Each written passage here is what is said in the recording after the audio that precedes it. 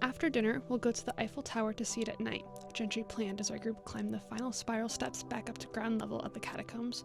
I didn't know how I would survive another 1,000 steps to the top of the Eiffel Tower. According to people's phones, we had walked over 13 miles that day alone. For a runner, my legs felt shaky and my brain felt jet-lagged beyond repair. Yet my body had reached the point past exhaustion. My fatigue had passed its limit. I reasoned another 3 hours out and about in Paris wouldn't make me any more tired. I couldn't resist the adrenaline and sense of adventure Paris created in an American like me. And I couldn't stop thinking about what my parents must have felt when they came to Paris almost 30 years ago on their honeymoon. They'd seen the same tower, the same lights. I could imagine my mom bundled up in every layer imaginable, my dad in a light jacket. Their glasses would be stained with droplets of rain.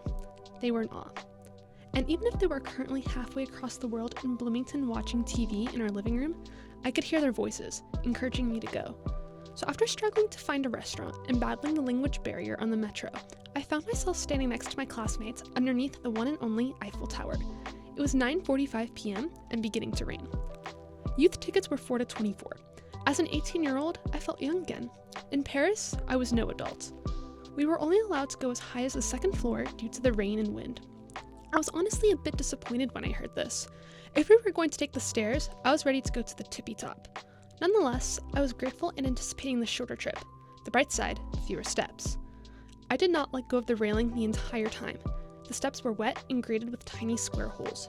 We were surrounded by thin iron bars through which you could see the intricate architecture of the tower, as well as a dark, foreboding sky full of rain and tiny, sparkly lights. It was hard not to get distracted by the golden glow of the building.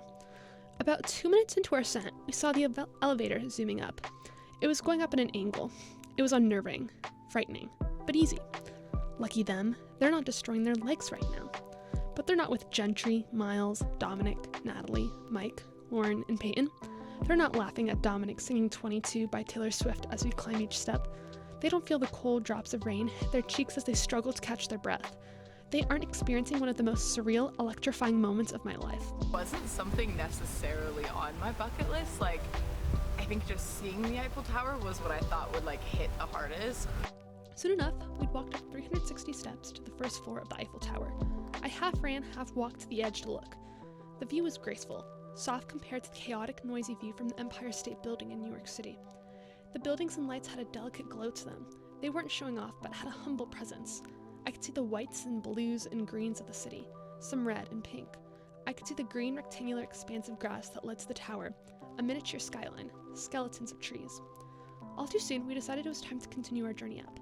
347 steps to go, just over halfway.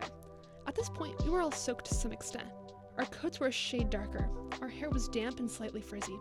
Lauren had taken off her glasses because they'd gotten too foggy. Dominic kept his on and looked through the specks of rain. He kept his camera wrapped under his coat to protect it from the water. When we made it to our final destination, we immediately dispersed to go take in the new version of the view. My eyes scanned the city, soaking it all in before I found myself on a plane again. As we touched land again, Mike pointed out it was 5 till 11.